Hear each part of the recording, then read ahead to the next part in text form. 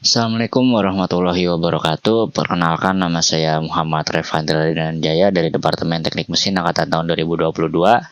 Kali ini saya akan membahas sedikit materi review mekanika fluida.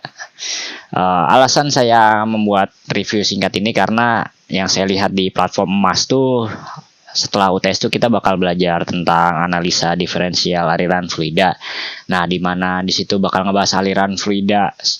Itu jadi saya mau sedikit review materi sebelum UTS, yaitu tentang aliran fluida itu sendiri, yaitu fluid flow.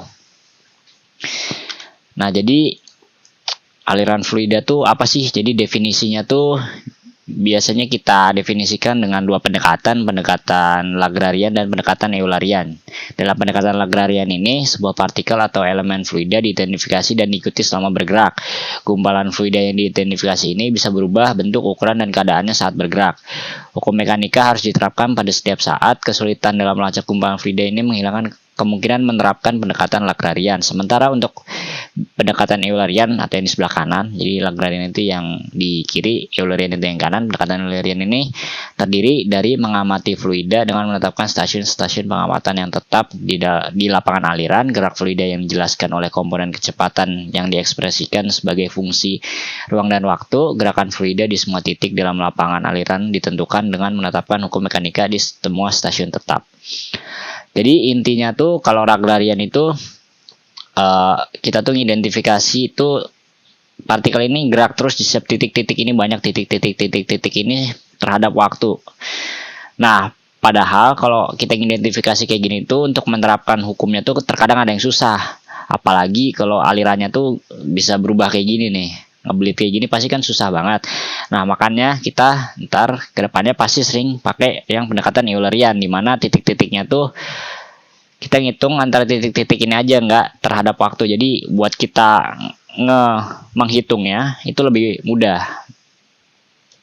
Nah, terus selanjutnya buat kita menghitung kecepatan fluida ini tuh menggunakan metode Eulerian itu. Jadi medan kecepatan tuh biasanya dibuat dalam bentuk medan vektor seperti ini, dalam vektor UVW, di mana UVW itu komponen sumbu X, Y, dan Z dari vektor kecepatan. Kenapa X, Y, dan Z? Karena aliran fluida ini bentuknya 3 dimensi, makanya ada sumbu Z juga buat mengukur kedalamannya.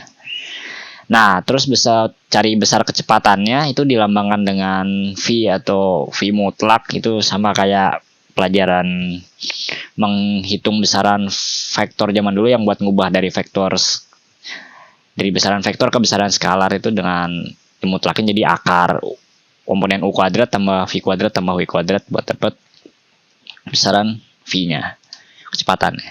Nah, selanjutnya ada percepatan. Percepatan sendiri ini adalah laju perubahan waktu dari kecepatan. Jadi buat bisa cari percepatannya tuh bisa dengan kita menurunkan medan vektor kecepatan ini.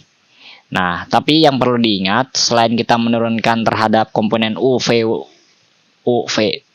kita juga perlu menurunkan terhadap komponen T atau terhadap waktunya. Nah, di mana yang terhadap waktu ini bakal disebut sebagai percepatan lokal, yaitu menggambarkan ketidakstabilan kecepatan fluida dan 0 untuk aliran yang stabil.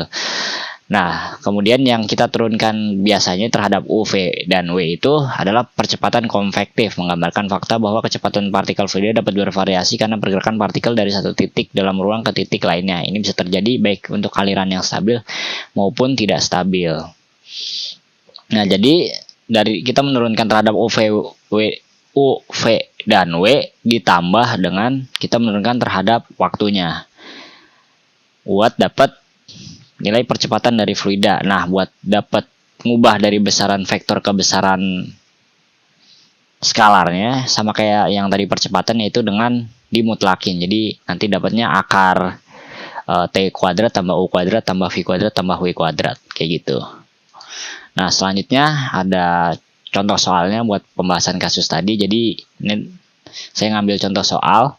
Jadi soalnya tuh tentukan kecepatan dan percepatan pada titik 1,2,3. Maksudnya ini X sama dengan 1, Y sama dengan 2, Z sama dengan 3 setelah 1 detik, atau T sama dengan 1 pada sebuah medan aliran 3 dimensi yang komponen kecepatannya dinyatakan dalam U Y Z tambah T V X Z min T W X kali Y dalam meter per second. Nah, jadi buat pengerjakannya pertama ini kita tulis dulu tiga cara seperti biasanya, ada diketahui, ditanya, dan dijawab. Jadi yang diketahui kan kita tahu komponen-komponen U, V, dan W-nya kita tulis. Selanjutnya kita tahu yang ditanya adalah kecepatan dan percepatan di titik 1,2,3 pada T 1 detik. Nah, jadi jawab pertama buat kecepatannya. Karena kita sudah tahu rumusnya tadi, V itu akar dari komponen U kuadrat tambah V kuadrat tambah W kuadrat. Tinggal kita masukin saja nilai ini langsung ke sini. Nah, sehingga kita nanti bisa dapat untuk kecepatannya tuh kurang lebih sekitar 7,55 meter per second. Nah, selanjutnya buat percepatan kita turunkan medan vektor kecepatannya itu bagian U, V, dan W ditambah dengan turunan waktu terhadap medan kecepatannya itu. Nah, ini kita turunkan bagian U-nya dapat segini. Gini U dikali turunannya dapat segini.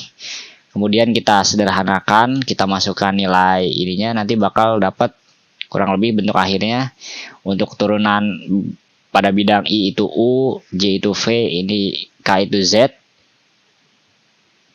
K itu Z. Nah, ditambah dengan I min J itu yaitu percepatan lokalnya. Jadi ini percepatan konvektif, ini percepatan lokal. Nah, selanjutnya buat kita dapat ngubah ini dari bentuk vektornya jadi skalar, tinggal kita mutlakin aja. Nah, nanti kita bakal dapat percepatannya kurang lebih 29,34 meter per second. Mungkin itu saja sedikit review yang bisa saya sampaikan. Kurang lebihnya mohon maaf. Wassalamualaikum warahmatullahi wabarakatuh.